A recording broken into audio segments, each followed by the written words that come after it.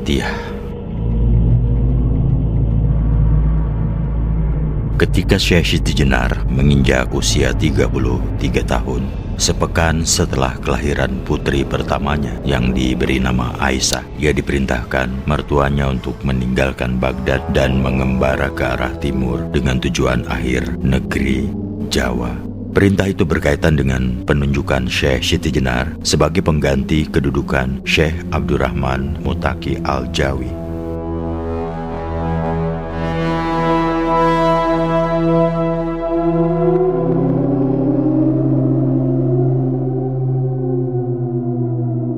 Syekh Siti Jenar tidak terkejut dengan petunjuk mertuanya. Jauh sebelumnya, ia telah menangkap Sasmita bahwa cepat atau lambat mertuanya bakal memerintahkan dirinya pergi. Namun yang tidak pernah diduga adalah perintah itu mengharuskannya pergi seorang diri dengan meninggalkan istri dan anaknya di Baghdad.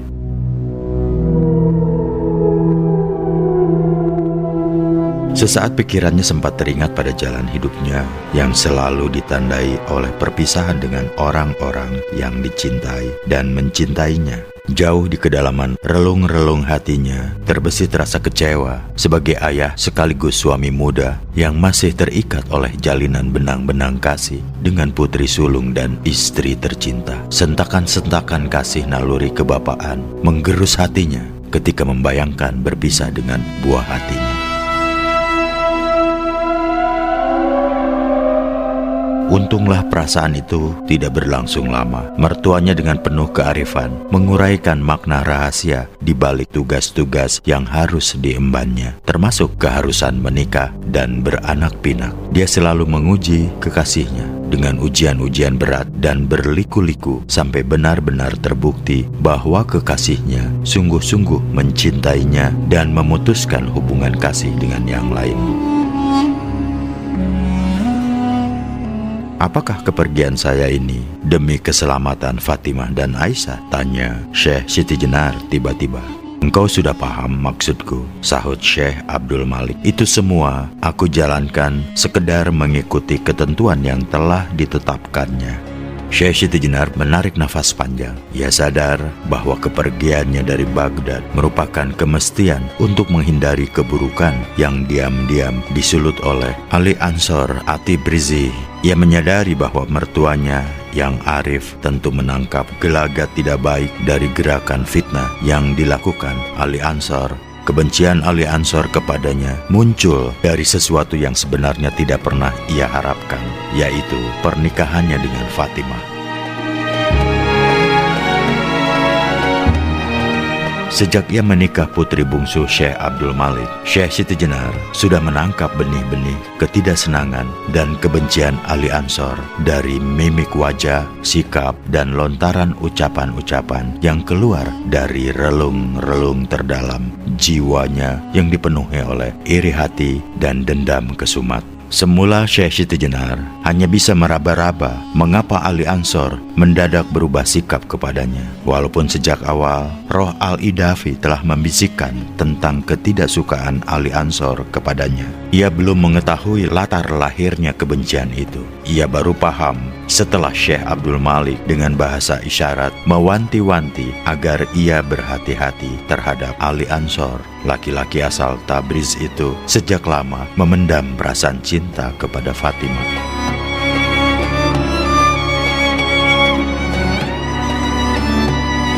Ali Ansor berpikir, engkau telah merampas Fatimah dari pelukan harapannya. Karena itu, dia akan melakukan apa saja untuk merebut kembali harapannya.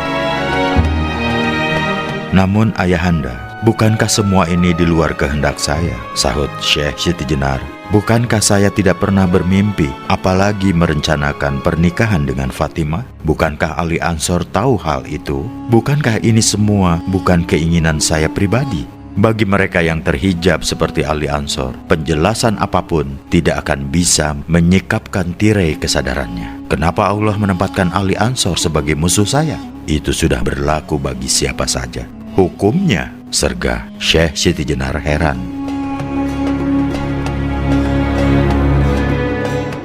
"Ketahuilah, anakku, bahwa telah menjadi hukumnya, di mana setiap kemuliaan dilimpahkan kepada seseorang, maka akan muncul orang lain yang iri hati dan berujung pada dendam kesumat. Ini berlaku manusia pertama dicipta. Ketika seluruh malaikat diperintahkannya bersujud kepada Adam, maka dimunculkan iblis yang iri hati dan menolak kemuliaan Adam.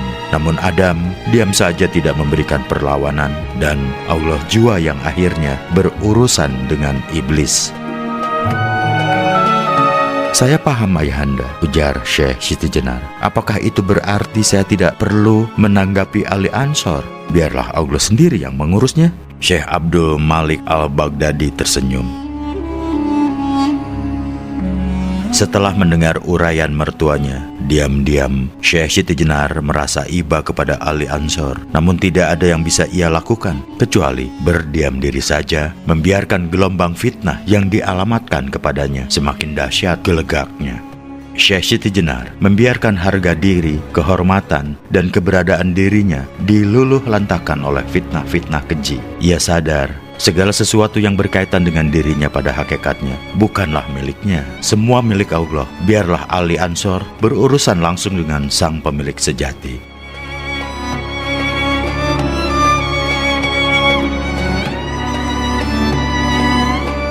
Puncak kepasrahan Syekh Siti Jenar atas segala kepemilikan ditandai dengan kerelaannya melepaskan keterikatan dengan anak dan istri. Ini sungguh ujian yang terberat. Ya Allah, keluhnya dalam hati. Menghadapi ujian seperti ini saja sudah begini susahnya. Sungguh tidak terbayangkan betapa berat hati sahabatmu Ibrahim Al-Khalil saat engkau memerintahkan menyembelih putra tunggal yang disayanginya. Akhirnya Syekh Siti Jenar tanpa berkata apapun, kemudian mencium tangan mertuanya dan dengan gejolak perasaan mengharu biru lantas meninggalkan anak dan istri tercinta. Ia sadar bahwa galau yang dirasakan menyesaki dadanya itu adalah akibat wajar dari hakikat kemanusiaan yang masih menjadi bagian dari kehidupannya. Sepanjang perjalanan, ia lebih banyak membenamkan diri, mengingat Allah dan berusaha sekuat tenaga melupakan rentangan kenangan bersama istri dan putri sulungnya. Engkau yang telah mempertemukan kami, Engkau pula yang kini memisahkan kami. Hanya kepada Engkau jua semua urusan aku pasrahkan, batinnya.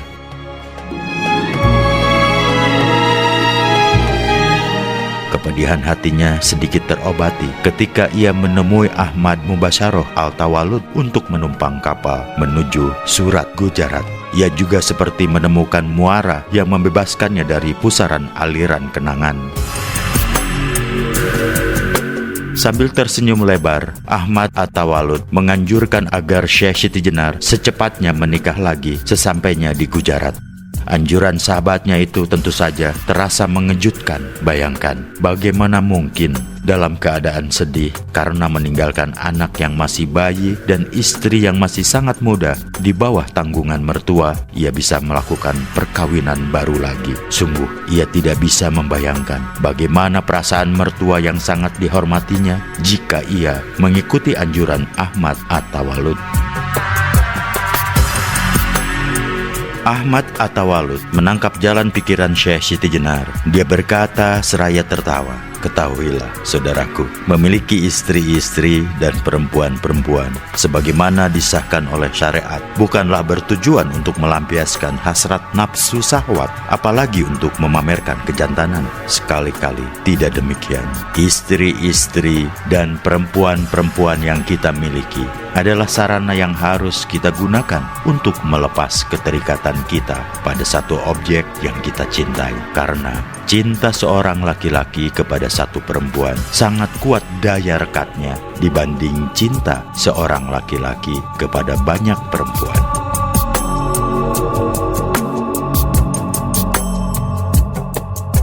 Benarkah demikian? Oh Tuan yang mulia, Syekh Siti Jenar meminta penegasan. "Soal perempuan, engkau memang belum banyak pengalaman," sahut Ahmad At-Tawalud serius. "Namun aku yakin ingatanmu tentang seorang perempuan bernama Nafsa tentu sulit dihilangkan. Bukankah istrimu memiliki kemiripan dengan Nafsa? Bukankah lantaran itu engkau mencintainya?" "Benarlah, apa yang Tuan katakan. Syekh Siti Jenar menunduk jengah. Ketahuilah saudaraku, ujar Ahmad At-Tawalud, latar di balik syariat yang membolehkan laki-laki menikahi lebih dari satu perempuan adalah berkaitan dengan kecintaan Allah. Karena itu, syarat keadilan yang dimaksud dalam ketentuan hukum ilahi bukanlah keadilan dalam membagi cinta kepada istri-istri, melainkan dalam mengarahkan kiblat cinta kepadanya. Karena dengan mencintainya, maka keadilan akan terwujud dengan sendirinya.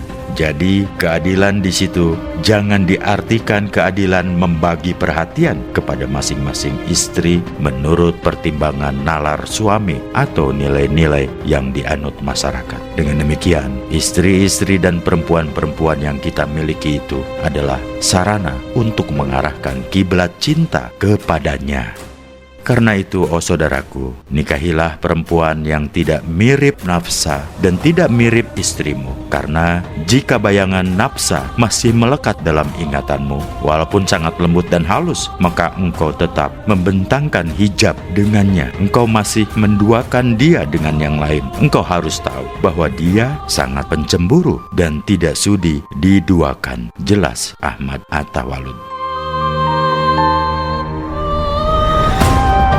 Astagfirullah, seru Syekh Siti Jenar menyadari kekeliruannya selama ini. Di benaknya kemudian merentang gambaran tentang mertuanya yang memiliki 4 orang istri dan sekitar 7 istri yang dinikah dengan mut'ah. Rupanya selama ini ia telah salah memahami mertuanya yang mulia itu. Ia tidak bisa memahami makna di balik kehidupan rumah tangga mertuanya. Padahal sejatinya mertuanya itu telah mengalahkan kiblat cinta hanya kepadanya dengan melepaskan hal-hal duniawi, termasuk dalam bentuk istri, perempuan, serta anak-anak. Ya Allah, memang hanya menghendaki satu kiblat hati dari kekasih yang dicintainya. Itu berarti yang selain Allah hanyalah bunga-bunga kehidupan duniawi yang nisbi dan maya. Menyadari kekeliruannya, Syekh Siti Jenar akhirnya berjuang sekuat daya untuk mengarahkan kiblat hati dan pikirannya kepada Allah yang tak berbentuk rupa dan tersentuh panca indera. Ia ingin menghapus kenangan indah tentang Nafsa, Fatimah, dan Aisyah. Betapa sulit, betapa rumit, betapa berat. Setelah sepanjang perjalanan dari Basrah ke Surat berjuang keras, mengarahkan kiblat hati dan pikiran melalui anak tangga, istighfar, solawat, tahlil, dan nafs al-baqo, ia mulai merasakan betapa kejernihan pikiran dan hatinya telah membukakan cakrawala baru tentang kebenaran yang memancar dari Ruh al-Idafi. Ini dialaminya saat kapal berlabuh di pelabuhan Diu. Tiba-tiba saja ia memutuskan turun di situ. Lewat sebuah surat yang dititipkan kepada nakhoda, ia memberitahu Ahmad At-Tawalud, pembimbing rohaninya, bahwa ia tidak jadi turun di Surat karena petunjuk Ruh al-Idafi menuntunnya demikian. Kehadiran Syekh Siti Jenar di Diu ternyata sudah ada yang mengetahuinya. Ini terbukti saat baru saja keluar dari pelabuhan, ia sudah disambut oleh seorang Hindi bernama Adamji Muhammad yang mengaku utusan Syekh Abdul Ghafur Mufaridun Al-Gujarati, salah seorang anggota jamaah Karomah Al-Aulia yang tinggal di Ahmadabad. Syekh Siti Jenar hanya tersenyum menyalami Adamji Muhammad. Ia mafhum dengan kewaskitaan Syekh Abdul Ghafur. Adamji Muhammad adalah lelaki jangkung dan tampan yang berusia sekitar 50 tahun. Kumisnya yang melengkung panjang dipelintir melingkar ke atas. Pakaiannya terbuat dari katun kasar warna putih. Pinggangnya dililit kain katun hitam yang berfungsi sebagai ikat pinggang. Pada kain hitam itulah dia menyelipkan sebilah belati berbentuk bulan sabit. Sementara rambutnya yang tergerai sebahu pada bagian atas ditutupi surban putih. Adamji sangat terbuka segera setelah menemukan Syekh Siti Jenar. Serta merta dia menyampaikan pesan guru yang menjadi panutan hidupnya. Sesuai pesan pir, guru rohani kami, Syekh Abdul Jalil Ghafur Al-Gujarati, maka kami sambut kehadiran Tuan sebagai calon menantu kami. Kami mohon agar Tuan berkenan menikahi putri kami yang bernama Syafa. Benarkah demikian pesan Yang Mulia Syekh Abdul Ghafur? Syekh Siti Jenar mengerutkan kening. Bersamaan dengan itu, bayangan Ahmad At-Tawalud melintas di benaknya. Betapa aneh liku-liku kehidupan yang dilewatinya. Beberapa hari lalu sahabatnya memberi saran agar ia secepatnya menikah setiba di Gujarat. Ternyata baru saja ia menginjakan kaki di pelabuhan Diu, seorang bernama Adam G. Muhammad sudah mendaulatnya untuk menikahi putrinya atas petunjuk Syekh Abdul Ghafur. Memang demikian pesan pir kami, sahut Adam G. serius. Kami tidak berani menentang titah beliau. Kami juga tidak berani membawa-bawa nama besar beliau tanpa hak. Tuan belum mengenal saya. Syekh Siti Jenar menguji. Bagaimana Tuan bisa begitu yakin bahwa saya orang baik? Tuan, kata Adam G. tegas, pir kami adalah aulia keramat. Bagi kami, apapun yang diucapkannya adalah seperti ucapan Allah. Beliau tidak punya kepentingan apapun dengan dunia ini. Karena itu, apa saja yang beliau kemukakan pasti bukan untuk kepentingan pribadi. Berbahagialah Tuan yang memiliki pir seperti dia, manusia Allah yang hidup sendirian menjauhi keduniaan, ujar Syekh Siti Jenar.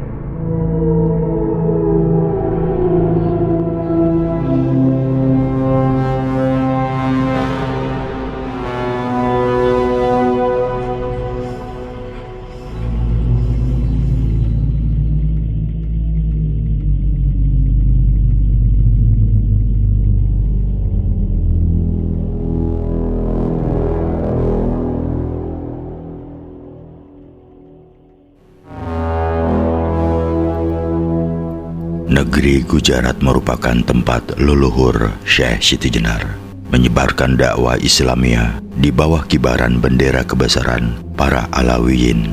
Namun karena para Alawiyin itu memiliki latar paham, doktrin, pandangan, dan pendekatan yang berbeda-beda, maka pada gilirannya mereka membuahkan dakwah Islamiyah yang beragam pula.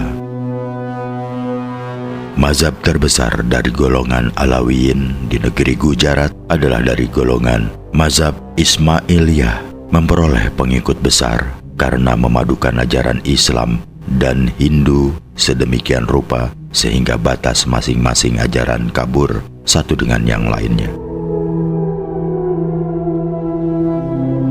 Sepanjang perjalanan menuju kediaman Syekh Abdul Ghafur di pinggiran kota Ahmadabad, Adam G. menuturkan berbagai ajaran Islam yang dianut orang-orang di sini. Dari cerita Adam G. itulah Syekh Siti Jenar mengetahui Islam yang dianut masyarakat Gujarat sangat jauh berbeda dengan Islam yang dijalankan oleh orang di Baghdad.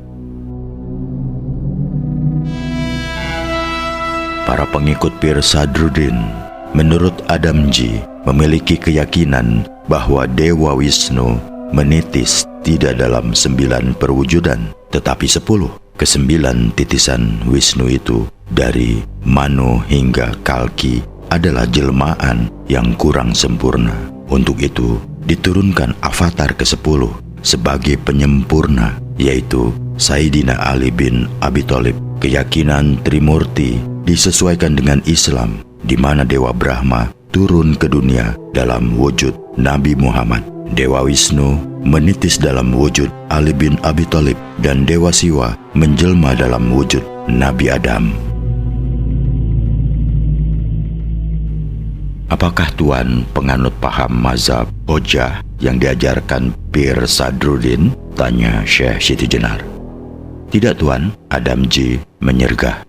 Semula saya adalah seorang Brahmin. Nama asli saya Harihar Sarachandra. Itu sebabnya saya tahu pasti bahwa ajaran mazhab Hojah tidak benar. Saya memeluk Islam dan kemudian menikah atas petunjuk pir kami, Syekh Abdul Jalil Ghafur Al-Gujarati.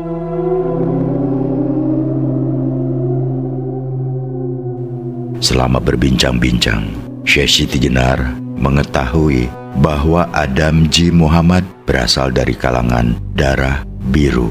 Kakek buyutnya yang beragama Hindu, yaitu Sidaraj, adalah Raja Gujarat. Itu sebabnya Syekh Siti Jenar menduga Adamji tidak mau mengikuti mazhab Hojah yang umumnya dianut suku-suku berkasta rendah. Setelah melakukan perjalanan 3 hari 2 malam, sampailah mereka di kediaman Syekh Abdul Ghafur, sebuah ruang kecil di sisi masjid di selatan kota Ahmadabad. Kehadiran Syekh Siti Jenar bersamaan dengan terbitnya matahari pagi. Ia disambut oleh beberapa kerabat Adamji. Pagi itu, rupanya Syekh Abdul Ghafur telah menyiapkan acara khusus pernikahan Syekh Siti Jenar dengan Safa binti Adamji Muhammad. Syekh Siti Jenar yang kebingungan karena tidak menduga bakal secepat itu menikah. Tidak bisa berbuat sesuatu kecuali menurut saja ketika beberapa orang kerabat Adamji menuntunnya memasuki masjid. Di dalam, Syekh Abdul Ghafur sudah duduk bersila di depan mihrab. Syekh Siti Jenar terhenyak menyaksikan pancaran kewibawaan Syekh Abdul Ghafur. Lelaki tua dengan janggut terjuntai yang dicat warna merah itu benar-benar tidak mengesankan seorang tua bangka, tetapi seekor harimau yang menggetarkan hati siapapun yang menatap matanya. Itu sebabnya Syekh Siti Jenar memahami kenapa Adamji Muhammad begitu memuliakan kekasihnya. Sepanjang hidupnya menyendiri, tidak pernah menikah. Dengan penuh ketakziman, ia mendekati Syekh Abdul Ghafur dan mencium haribaannya.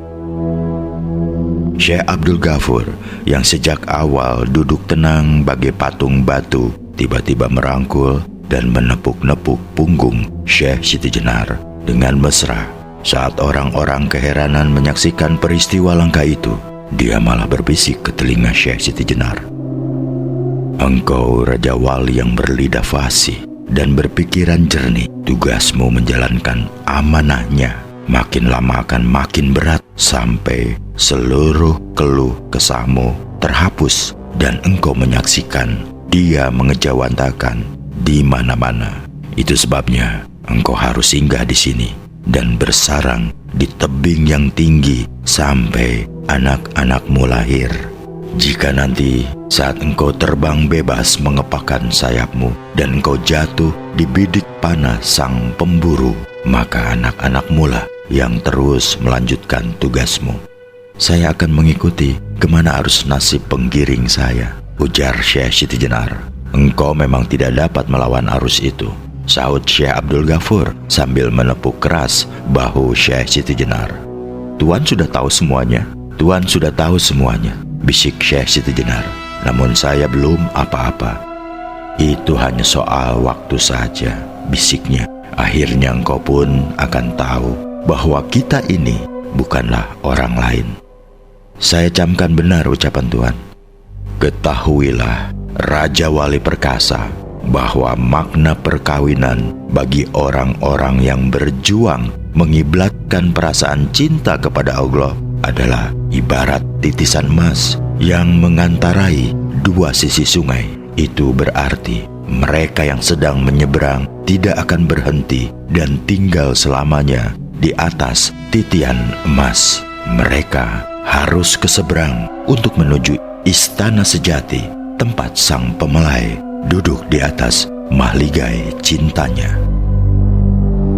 Saya camkan fatwa Tuan, bisik Syekh Siti Jenar lirih.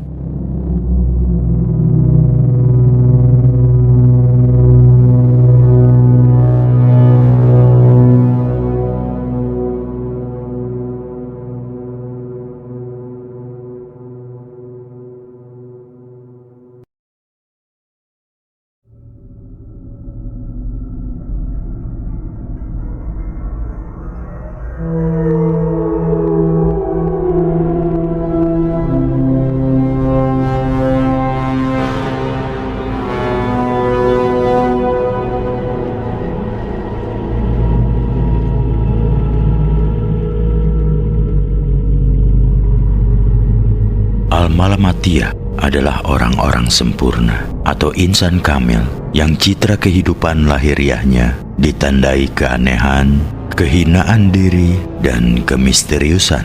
Mereka dianggap aneh oleh manusia awam karena sering melakukan hal-hal yang tidak lazim. Mereka bagaikan manusia asing yang hidup di bawah bimbingan nilai-nilai, pandangan-pandangan, paham-paham, dan gagasan-gagasan yang berbeda dengan yang seumumnya yang dianut oleh masyarakat. Sehingga apa yang nampak pada sisi lahiriahnya para malamit bukanlah ungkapan hakiki sisi batiniah yang sebenarnya. Mereka misalnya mengenal Allah dengan sangat sempurna, namun mereka seringkali tidak menampakkan jejak manifestasi ketuhanan. Salah seorang di antara Al-Malamatiyah di negeri Gujarat adalah Syekh Abdul Ghafur Al-Gujarati. Laki-laki yang tinggal sendirian di masjid itu dikatakan sebagai orang aneh dan misterius. Dia yang lahir dari kalangan darah biru itu sejak kecil dikenal sebagai orang cerdik dan memiliki sifat-sifat terpuji.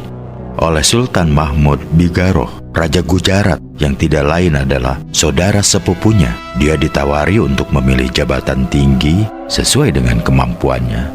Namun seluruh tawaran itu ditolaknya.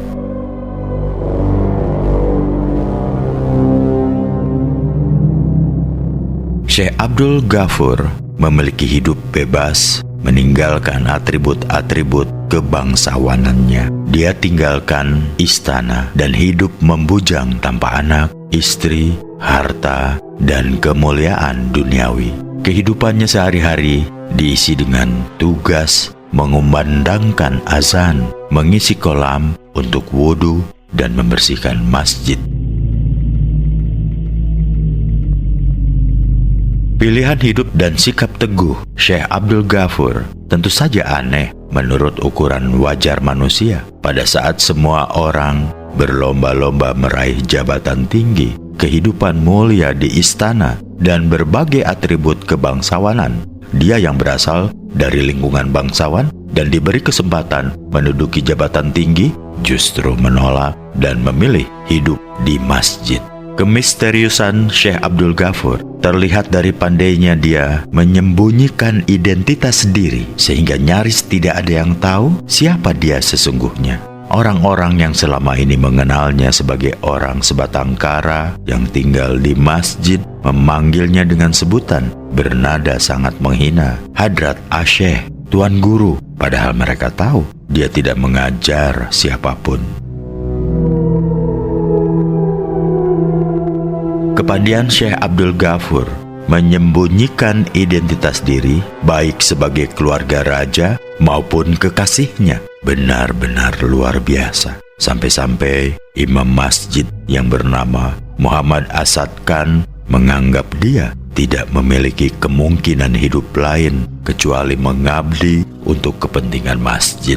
Hanya orang-orang tertentu seperti Adam J. Muhammad yang mengetahui bahwa sesungguhnya Syekh Abdul Ghafur merupakan syekh dan pir.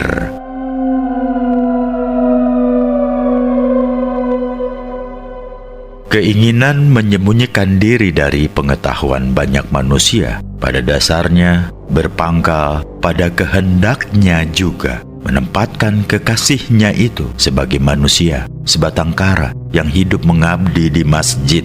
Hampir tidak ada yang tahu bahwa Iman Shah Pitana, wali keramat yang dijadikan panutan umat muslim Pirana, adalah murid terkasihnya. Betapa Iman Shah Pirana yang dianggap dapat mendatangkan hujan pada musim kemarau dan berbagai perbuatan keramat lain, jika bertemu Syekh Abdul Ghafur selalu mencium tangan dan kemudian melakukan arghya, penghormatan dengan membasuh kaki.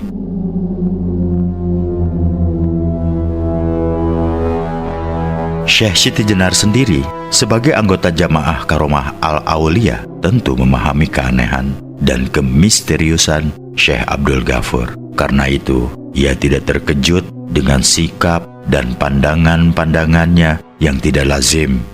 Kemafhumannya itu terbukti ketika beberapa saat setelah akad nikah, Syekh Abdul Ghafur langsung mengajaknya berziarah ke makam anggota jamaah terdahulu. Syekh Siti Jenar tidak menolak sama sekali, walaupun ia merasa iba hati kepada Adamji Muhammad.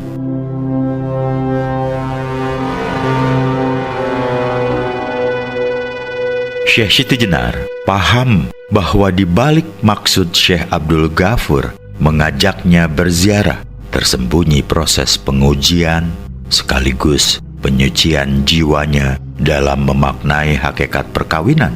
Bahkan lebih dari itu, sebenarnya ziarah mendadak itu adalah proses pembelajaran khas Al-Malamatiyah, sebagaimana dicontohkan oleh Jibril saat mengajak Sang Malamit Agung Muhammad Al-Mustafa mengunjungi nabi-nabi dan rasul-rasul dalam perjalanan Mi'raj.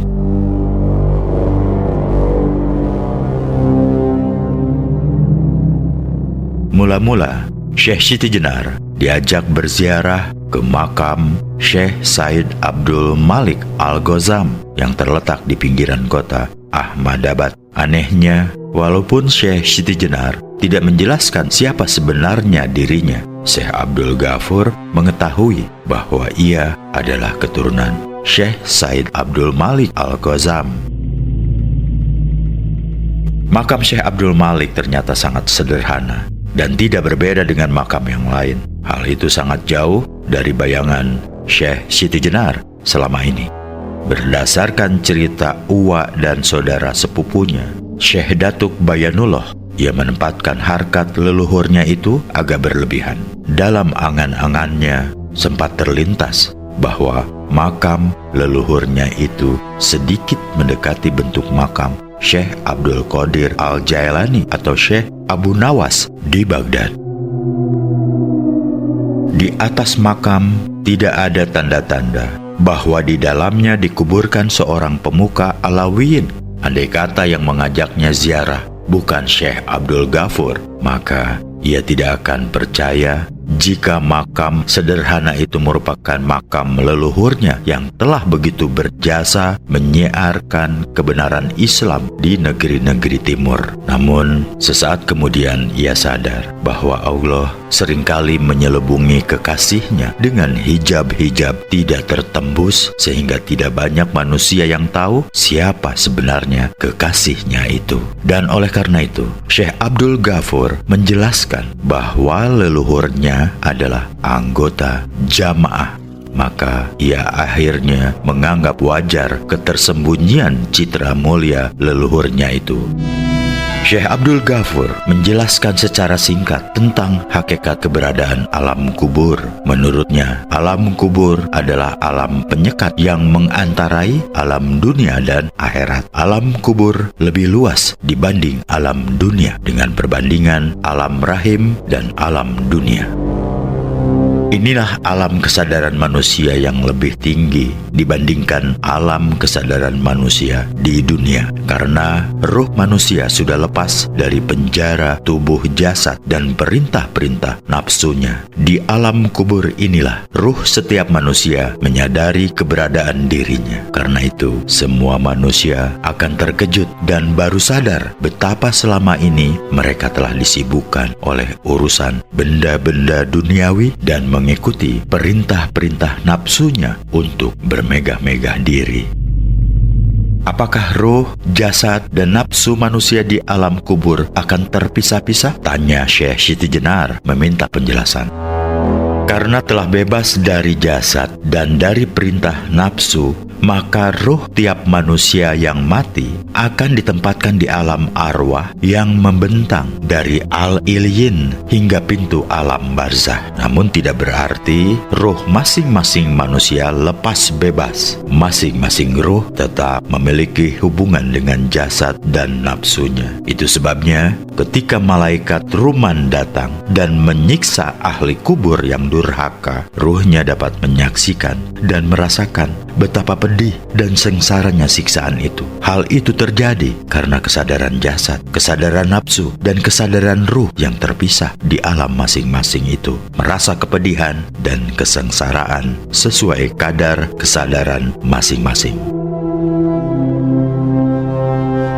Saat malaikat Munkar dan Nakir datang menanyai amaliah ahli kubur, jasad manusia yang selama hidup di dunia terhijab dari kebenarannya tidak akan dapat menjawab pertanyaan-pertanyaan tersebut karena nafsu dan ruhnya sudah berada di alam barzah dan alam arwah. Ruh sebenarnya bisa menjawab pertanyaan-pertanyaan malaikat, namun ia tidak dapat menyampaikan jawaban kepada jasad karena tersekat oleh alam barzah. Karena itu, ruh ahli kubur yang durhaka dari detik ke detik mengetahui dengan pasti apa yang bakal menimpanya ketika ditanyai malaikat Ruman, dan disusul pertanyaan dari malaikat Munkar dan Nakir. Bahkan saat siksaan bertubi-tubi ditimpakan atas jasad di dalam kubur, ruhnya di alam arwah dan nafsunya di alam barzah ikut merasakan pedih dan sakitnya siksaan itu. Berarti kesadaran hidup manusia di alam dunia ini belum sempurna? Justru di alam kuburlah kesadaran masing-masing nafsu dan ruh tersingkapkan secara utuh. Hidup manusia di dunia ibarat mimpi singkat. Syekh Abdul Ghafur menjelaskan, kesadaran macam apa yang bisa ditangkap oleh manusia di dalam mimpi, kecuali bayangan-bayangan tidak wujud. Begitulah ibarat kesadaran duniawi itu. Sebenarnya, Syekh Siti Jenar ingin bertanya sesuatu hal lagi tentang rahasia alam kubur. Namun, Syekh Abdul Ghafur memberi isyarat agar memejamkan mata dan berkonsentrasi. Lakukan apa yang pernah diajarkan Aryo Abdillah ketika mengajakmu masuk ke alam para jin. Syekh Siti Jenar tercekat kaget. Bagaimana mungkin Syekh Abdul Ghafur mengetahui hubungannya dengan Aryo Abdillah? Bagaimana pula dia bisa tahu bahwa ia pernah memasuki alam para jin? Namun, kilasan keheranan itu cepat ditepisnya. Ia duduk bersila dan memejamkan mata sambil mengarahkan konsentrasi pada nur yang bersinar di antara kedua matanya. Sebaris kalimat doa rahasia yang diajarkan Aryo Abdillah dibacanya dengan khusyuk. Setelah beberapa detik berkonsentrasi, nur di antara kedua matanya makin terang dan memuncak pada terserapnya kesadaran ke dalam pancaran cahaya yang hampir membutakan. Sekedipan mata kemudian, ia telah berada di sebuah tempat yang menderang, disinari cahaya putih kehijauan. Ia mendapati Syekh Abdul Ghafur telah berdiri di sampingnya.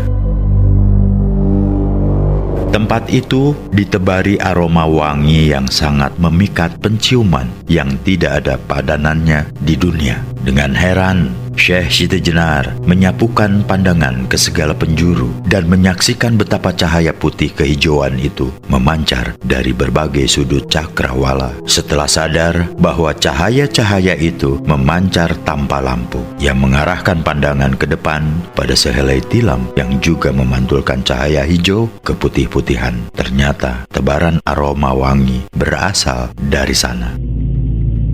Syekh Abdul Ghafur memberi isyarat agar Syekh Siti Jenar mengikutinya. Dengan patuh, Syekh Siti Jenar melangkah ke depan tepat di sisi Syekh Abdul Ghafur sambil pandangannya diarahkan ke tilam hijau.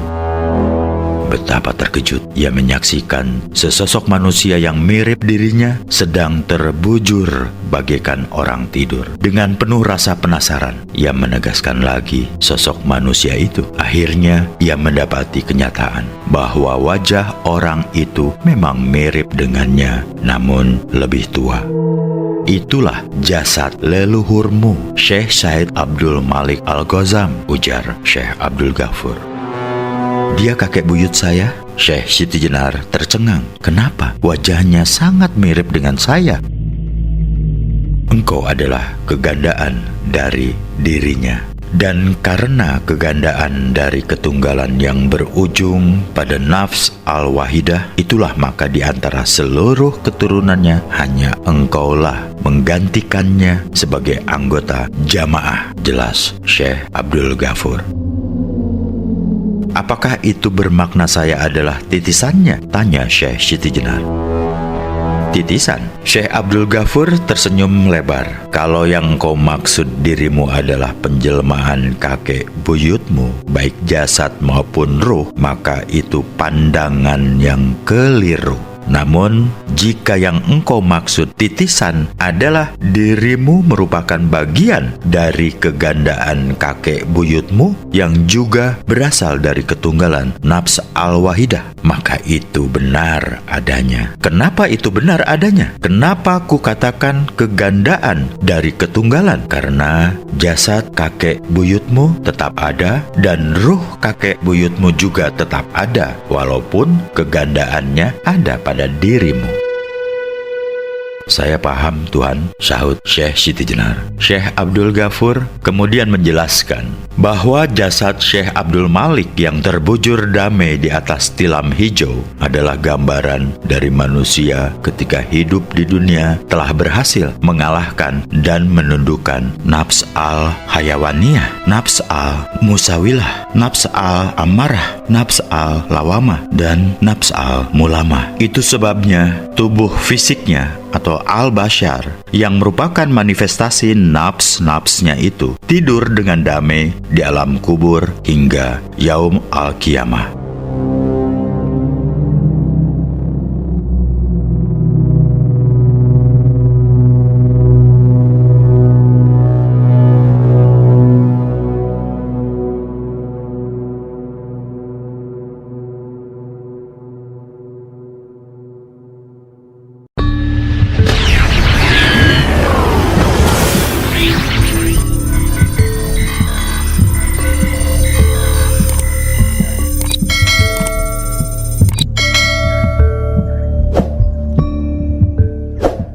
Usai menjelaskan tentang jasad Syekh Abdul Malik, Syekh Abdul Ghafur menarik tangan Syekh Siti Jenar ke arah depan. Syekh Siti Jenar tersentak kaget, namun bersamaan dengan kedipan matanya, ia mendapati tilam hijau beserta jasad kakek buyutnya lenyap. Tempat yang disinari cahaya putih kehijauan itu juga lenyap. Sebagai ganti, ia melihat hamparan luas tanpa batas yang disinari cahaya hijau cemerlang. Di hadapannya tampak tilam hijau sangat indah, persis seperti pemandangan di alam kubur, dikitari pohon berbuah ranum dan bunga aneka warna semerbak wangi. Di dahan pohon-pohon itu bertengger burung-burung berbulu hijau yang berkicau dengan merdu. Jika didengarkan dengan seksama, kicauan itu adalah tasbih yang mengagungkan kebesaran ilahi. Yang menakjubkan, di atas tilam itu terbujur sosok yang mirip dengan dirinya. namun sekujur tubuhnya memancarkan cahaya. Sosok itu tidur sambil tersenyum, seolah diliputi kebahagiaan yang tidak tergambarkan. "Apakah itu nafs al-mutmainah kakek buyut saya?" tanya Syekh Siti Jenar. "Engkau sudah paham sekarang," sahut Syekh Abdul Ghafur. "Apakah ini yang disebut alam barzah?" Syekh Siti Jenar meminta penegasan. "Ada 12 tingkatan dari alam kubur ke alam jabarut yang disebut dengan barzah, yaitu sekat-sekat. Namun, ke-12 tingkatan itu tidaklah bisa disebut alam lagi karena hakikat keberadaan ke-12-nya tidak bisa dijelaskan." "Saya paham, Tuan," ujar Syekh Siti Jenar. "Ke-12 tingkatan itulah yang dilambangkan dengan kelahiran dan kematian Muhammad Al-Mustafa yang tepat pada tanggal 12. Lahir tanggal 12 dan wafat tanggal 12. Artinya, Muhammad turun sebagai manusia tingkatan yang paling bawah, yaitu yang ke-12, dan ia naik ke tingkatan yang paling atas, yaitu yang ke-12. Engkau telah paham kenapa yang ada di alam barzah ini hanya nafs al-mutmainah kakek buyut saya?" tanya Syekh Siti Jenar. "Sebenarnya yang engkau saksikan itu bukan hanya nafs al-mutmainah kakek buyutmu, karena di situ bersemayam pula nafs al-wahidah, nafs al-mardiyah, dan nafs ar-radiyah kakek buyutmu." Syekh Abdul Ghafur kembali menarik tangan Syekh Siti Jenar. Syekh Siti Jenar menurut saja, dan sekejap kemudian ia mendapati dirinya berada di suatu hamparan luas tanpa batas cakrawala. Kemana-mana memandang, ia menyaksikan cahaya putih kilau kemilau memancar penuh keagungan. Di tempat itu, ia menyaksikan orang-orang yang tubuhnya memancarkan cahaya gemilang. Dari cahaya yang memancar itu berkumandang indah puji-pujian yang mengagungkan kebesaran ilahi. "Di manakah kita, Tuan?" tanya Syekh Siti Jenar heran. "Tidakkah engkau saksikan sosok yang mirip dirimu di sana?" Syekh Abdul Ghafur bertanya balik.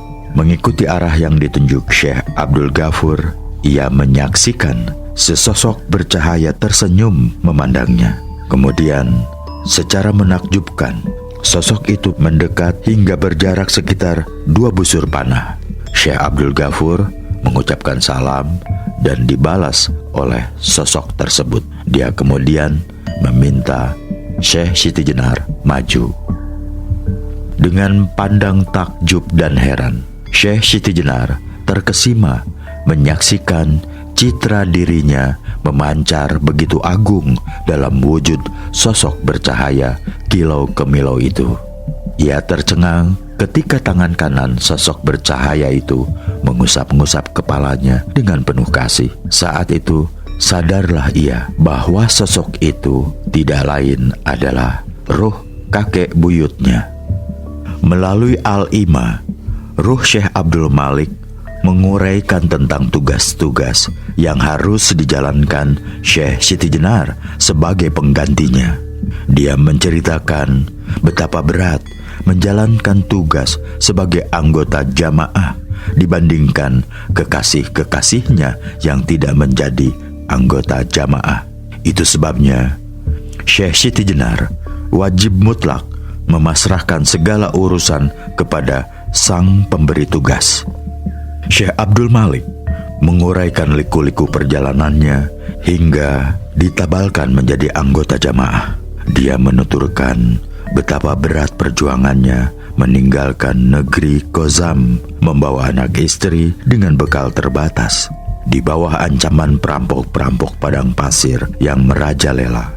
Bahkan beberapa saat setelah melintas Tarim, 3 ekor unta beserta seluruh bebannya telah dirampas. Dalam keadaan tanpa makanan, tanpa air di tengah padang pasir, dengan 3 anak yang masih kecil dan istri hamil, ungkapnya, tidak ada yang dapat diperbuat kecuali memasrahkan segala urusan kepadanya. Saat itu sudah tidak dipedulikannya lagi tangisan anak-anaknya yang lapar dan haus atau isak tangis istrinya yang tidak berhasil membujuk anak-anaknya agar diam. Itulah perjuangan terbesar yang pernah kualami, yaitu mengesampingkan naluri kebapaan untuk semata-mata mengarahkan kiblat iman hanya kepadanya.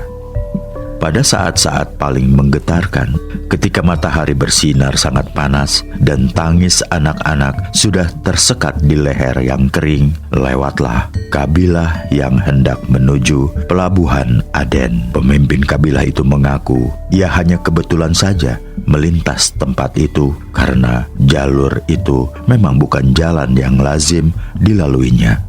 Ternyata kabilah itu milik kaum Ismailiyah yang berpangkalan di Alamut, dan akhirnya melalui jaringan Ismailiyah itulah aku dan keluarga sampai di negeri Hindi dan menyebarkan kebenaran Islam di sana.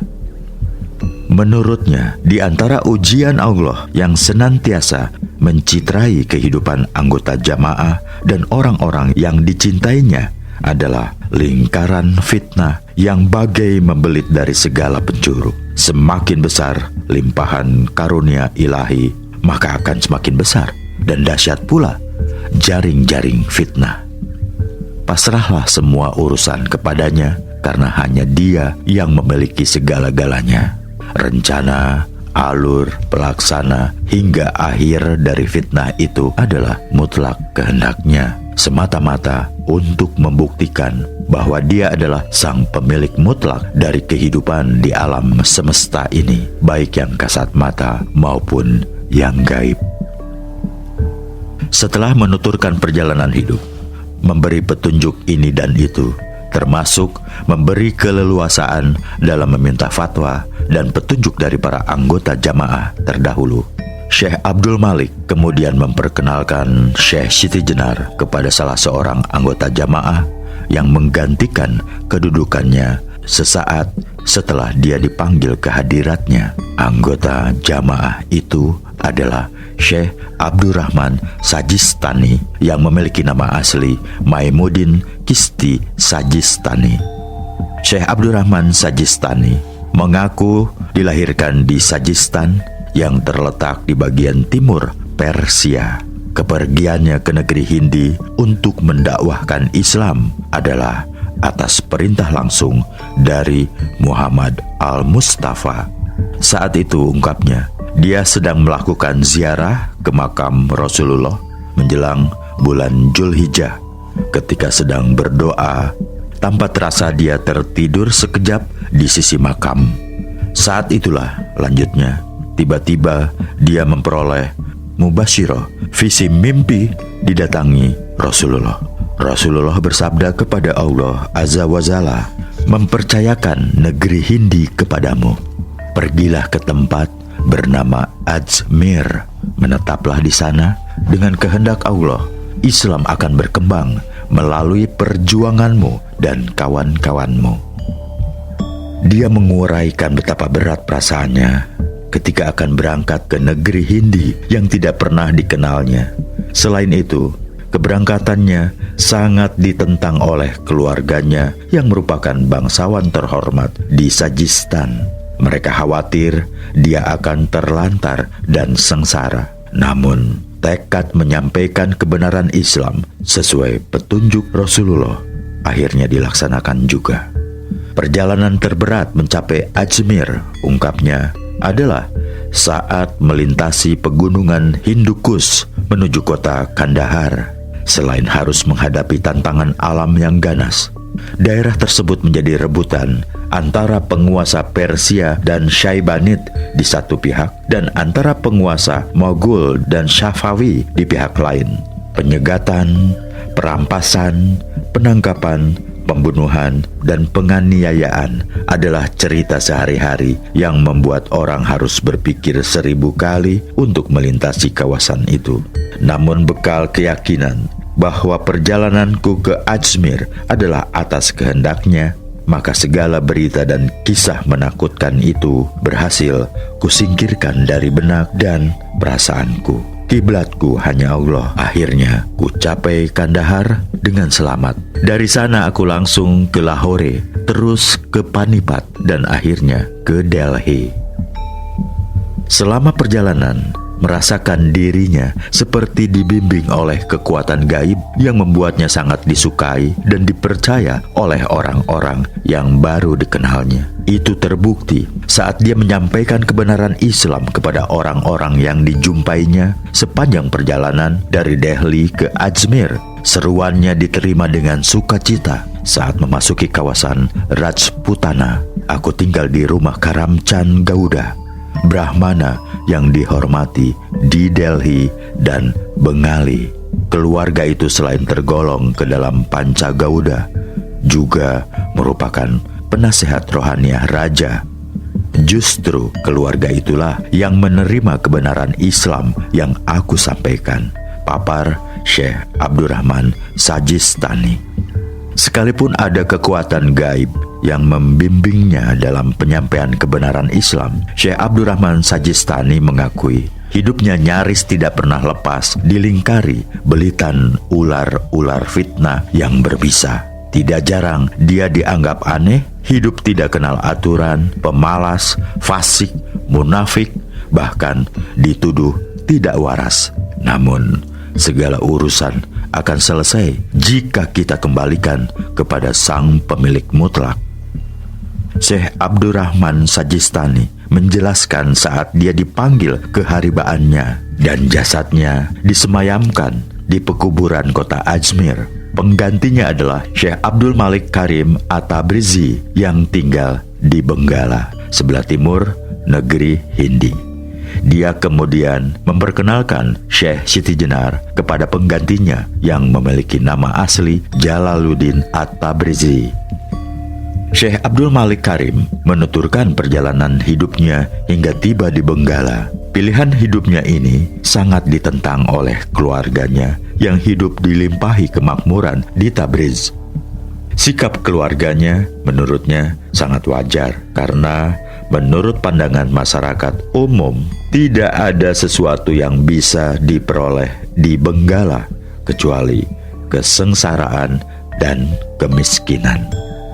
Namun, guruku Syekh Shinabuddin Suhrawardi telah memberitahu bahwa aku harus ke Benggala untuk menerima perintah darinya. Akhirnya, tidak ada yang dapat menghalangi jalanku dalam menunaikan tugas darinya. Tugas berat yang harus dipikulnya adalah menghadapi masyarakat berkasta rendah yang hidup di belit kemiskinan. Dalam banyak hal, dia harus memegang peran sebagai pahlawan pembela kalangan miskin dan rendah, dan tidak jarang dia harus membeli anak-anak petani yang dijual pada saat paceklik. Anak-anak itulah yang kudidik menjadi mubalik tangguh dalam menyebarkan tauhid dan menyadarkan dari keterbelakangan dan kehinaan. Tidak berbeda dengan kesaksian pendahulunya, dia pun mengungkapkan kisah hidupnya yang dibelit bermacam-macam fitnah, membingungkan dan membahayakan. Namun, dengan mengembalikan segala urusan kepada Sang Pemilik Mutlak, maka fitnah-fitnah itu akan terhalau dengan sendirinya. Pengganti Syekh Abdul Malik Karim adalah Syekh Abdul Qohar Al-Bukhari yang memiliki nama asli Said Jalaluddin Al-Bukhari. Dia merupakan keturunan keempat Syekh Sayyid Ismail Al-Bukhari, penyiar agama Islam di Lahore yang termasyur. Syekh Abdul Qohar tidak tinggal di Benggala seperti Syekh Abdul Malik Karim At-Tabrizi yang digantikannya, tetapi berawal dari wilayah Rajputana, tepatnya di daerah Bahawalpur di kota kecil Oak. Setelah hampir setengah abad mendakwahkan Islam, Syekh Abdul Qohar dipanggil ke hadiratnya. Penggantinya adalah Syekh Abdul Hamid Al-Kalandar yang bernama asli Abu Ali Al-Kalandar, berasal dari Persia. Selama menjalankan tugasnya, Syekh Abdul Hamid tinggal di kota kecil Panipat hingga Allah memanggilnya dalam usia 100 tahun lebih. Setelah mengenal para anggota jamaah pendahulu dan mendapat izin untuk menemui mereka sewaktu-waktu dibutuhkan, Syekh Siti Jenar dengan didampingi Syekh Abdul Ghafur meninggalkan Ala Iliyin yang menjadi persemayaman ruh para malaikat, rasul, nabi, aulia, dan sidikin. Ruh-ruh dari Ala Iliyin inilah yang pada malam Qadar bersama-sama dengan malaikat turun ke dunia untuk mengatur keseimbangan tiap-tiap urusan dengan melimpahkan kesejahteraan hingga terbit fajar. Perjalanan kembali dari Ala Iliyin ternyata tidak sesingkat perjalanan berangkatnya. Ini disadari Syekh Siti Jenar ketika ia melintas dimensi yang tidak disaksikannya saat berangkat menuju Ala Iliyin. Pertama-tama, ia menyaksikan hamparan serba hijau yang dipenuhi burung berbulu hijau yang berkicau merdu dan berkejaran dengan sukacita. Syekh Siti Jenar menduga tempat itu tentunya alam barzah yang menjadi persemayaman nafs al-mutmainah, nafs al-wahidah, nafs ar-radiyah, dan nafs al-mardiyah, kakek buyutnya. Namun, suasana gembira dan sukacita yang mewarnai tempat itu tidak sama dengan tempat persemayaman nafs al-mutmainah, kakek buyutnya yang damai, tenang, tentram, dan hening. Syekh Abdul Ghafur menangkap keheranan Syekh Siti Jenar. Dia menjelaskan bahwa yang mereka lintasi itu adalah alam barzah, tempat kediaman ruh-ruh orang yang mati syahid menegakkan kalimat Allah. Mereka itulah burung-burung kecintaannya yang setiap saat berkicau mengumandangkan kalimat-kalimat yang memuji keagungannya. Sesaat sesudah itu, Syekh Siti Jenar berada di taman sangat indah dengan sungai yang mengalir penuh pesona menakjubkan. Taman indah itu ditutupi oleh kubah hijau yang keindahannya tidak tergambarkan. Di sepanjang tepinya, ia menyaksikan orang-orang beristirahat, menendangkan nyanyian memuji kebesaran ilahi. Menurut Syekh Abdul Ghafur, mereka yang beristirahat di tepi sungai itu adalah ruh-ruh para syuhada yang mati di jalan Allah. Tiap pagi dan sore, mereka mendapat rezeki dari dalam taman, diantar oleh para pelayan yang ramah dan cantik luar biasa. Setelah itu, Syekh Siti Jenar menyaksikan kumpulan orang-orang yang berkerumun di luar pintu gerbang. Mereka dengan sangat bernafsu menyaksikan kenikmatan hidup di dalam taman. Mereka ingin masuk, namun tidak bisa. Menurut Syekh Abdul Ghafur, mereka adalah orang-orang yang berjuang di jalan Allah, namun hati mereka dinodai oleh pamrih-pamrih pribadi untuk kesombongan diri. Mereka sangat bangga dengan amaliyahnya dan suka sekali memamer-mamerkan perjuangannya. Lantaran perbuatannya itu, seluruh amaliyah mereka terhapus bagaikan impian. Syekh Siti Jenar kemudian memasuki dimensi yang menggetarkan dari bagian alam kubur, yaitu hamparan taman yang ditumbuhi pohon-pohon berbatang, berdahan, berdaun, berbunga, dan berbuah kobaran api. Rumput-rumput yang menghampar adalah kobaran api. Sungai-sungai pun dialiri kobaran api. Ia menyaksikan seseorang tubuh terbakar. Orang itu berteriak-teriak sambil berlarian ke sana kemari. Menurut Syekh Abdul Ghafur, tempat itu merupakan adalah alam kubur yang ditempati oleh orang yang mati syahid, namun mempunyai sifat curang dan tidak jujur. Pemandangan yang kau saksikan itu adalah orang yang mati syahid namun punya kebiasaan menyembunyikan rampasan perang. Dia suka melucuti barang-barang dari mayat musuh maupun kawannya sendiri. Syekh Siti Jenar ngeri mendengar penjelasan Syekh Abdul Ghafur. Sungguh ia tidak bisa membayangkan betapa mengerikan keadaan orang yang tidak mati syahid tetapi melakukan kecurangan dan kejahatan, menyembunyikan harta benda yang bukan haknya. Tentu mereka akan mengalami nasib yang lebih buruk. Keluar dari taman api, Syekh Siti Jenar memasuki dimensi yang seluruhnya dikobari nyala api. Tepat di tengah-tengahnya terdapat tungku raksasa berkobar-kobar.